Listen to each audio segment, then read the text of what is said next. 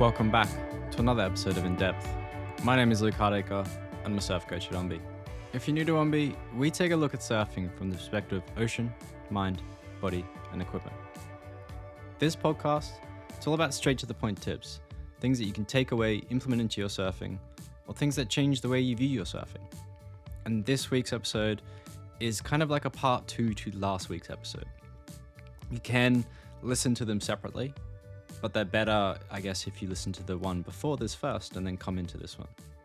So, like always, I will start this one with a question. And do you surf with your hands in your pockets? Or does it look like you're surfing with your hands in your pockets? Do you know what that means? Does it look like your surfing's just flat and you're standing there like, I'm waiting in a queue and I don't really want to do anything?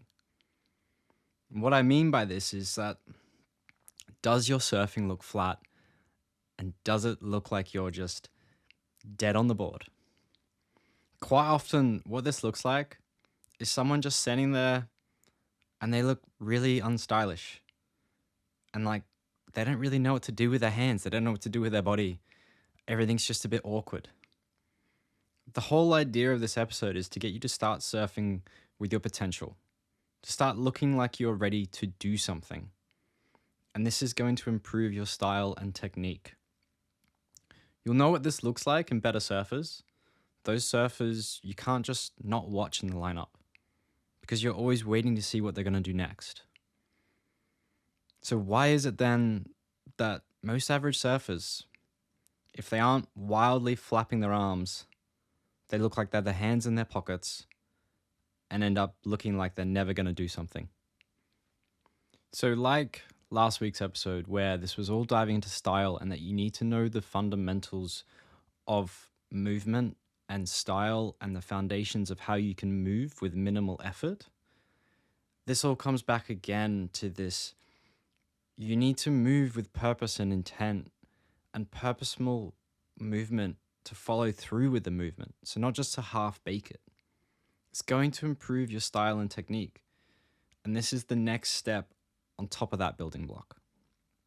If you go to the gym, you do a box jump, said this before, or any other movement outside of surfing, skating especially, you put yourself in the proper position to do that movement. You don't start from zero, aka poo man stance, or your hands in your pockets. A skater is going to adjust their feet, stance, body position, and where they're looking. They don't start from straight legs and attempt to do a trick from there. You can tell they are looking to do something. This is all about how you need to take inspiration from that and apply it to your surfing. Otherwise, your surfing, whatever it is, longboards, shortboards, mid-lengths, yada, yada, yada, it's always going to look a bit awkward, mistimed, you're going to miss the mark, and your style's always going to think like, why do I look like this? So this all starts with setting the intent of what you want to do. But you know what comes before that, right? And it's having the decency to at least bloody look at the wave you are surfing. Paying attention to the wave and reading it to see what it wants you to do. This is not seen in surfers racing ahead of the wave out to the shoulder. Once they get there, they suddenly notice that the wave and they look for a section, but they end up on the weak, flat shoulder, wondering, why is there no section? Or even worse, they do a really crappy maneuver that looks bad. So slow it down. Look at the wave.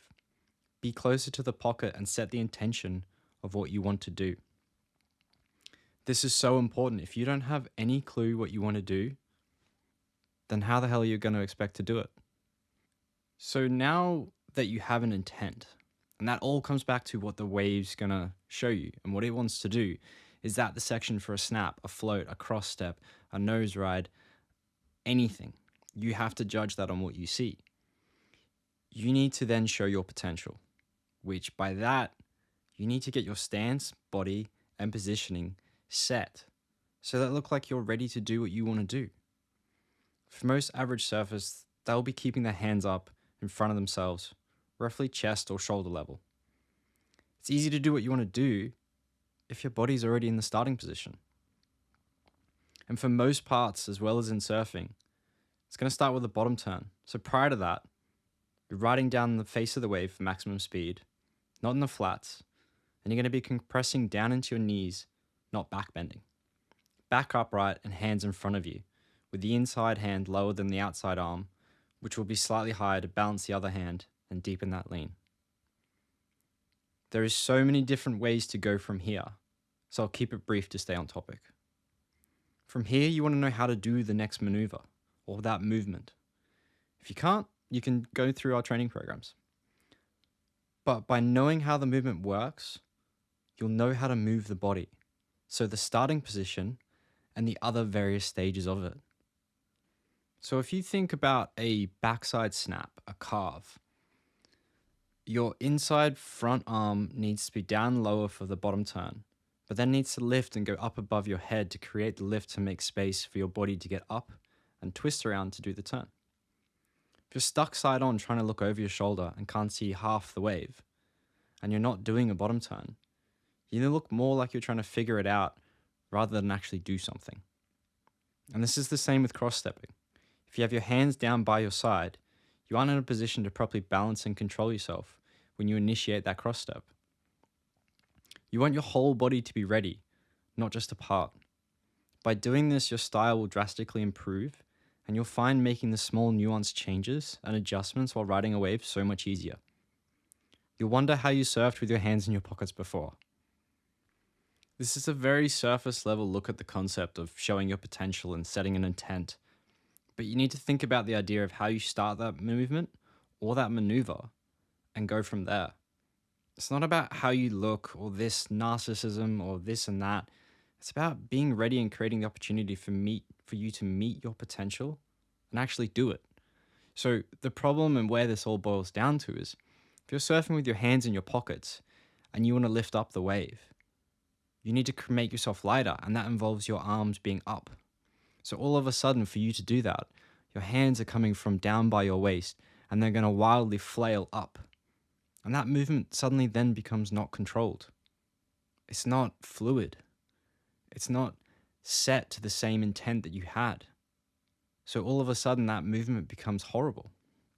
And it's the same thing that if you're trying to do a different maneuver or if you're trying to do a cutback, you're wasting time or losing time where you can just set, be patient, relaxed, breathe, and do the movement other than wildly get them up and go.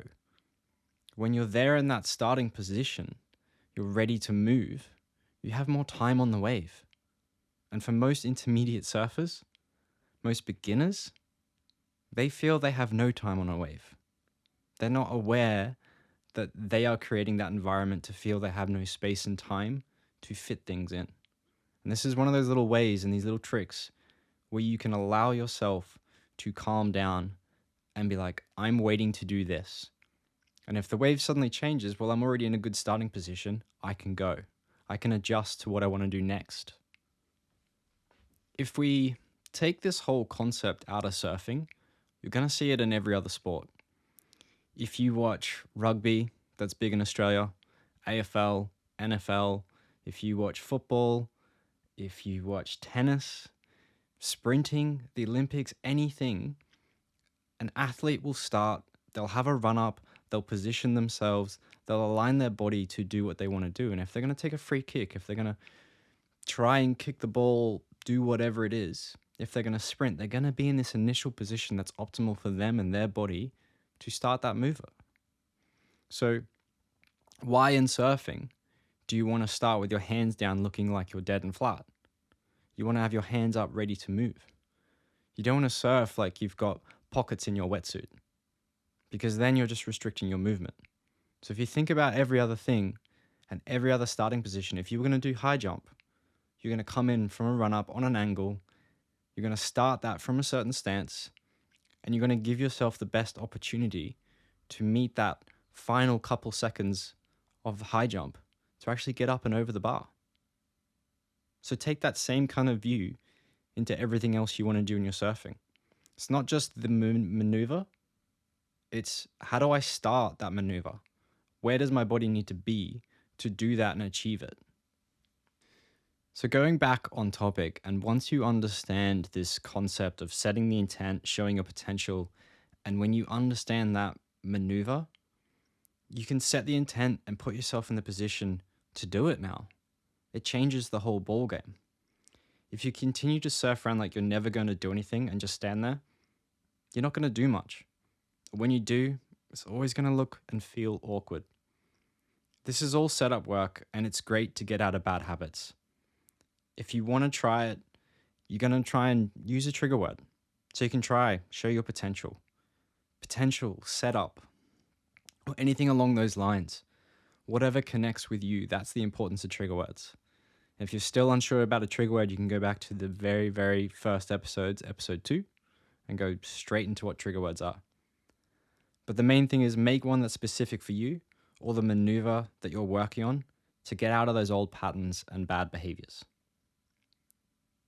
So I've got one last trick to help you reset. And if you find yourself getting frustrated or you've done something wrong and you just feel that like, moment, take a moment to reset yourself. This is so powerful in setting yourself up and not continuing down a negative path. Instead of repeating the bad habit, just stop, reset your stance, and take that moment to just go, do a full body sigh and just let go of the tension you're building up. If you keep going with that tension, you're not going to move well. So you can put your hands behind your back in this. If you're riding the wave, just do something different to reset. And for that quick second, then get back into neutral stance if you want. The point of this is that sighing cuts tension and eases off the pressure. The hands behind the back just quickly distracts, and whatever else you're doing doesn't really become a big focus. Otherwise, just find neutral stance. Just be in neutral stance, breathe, relax.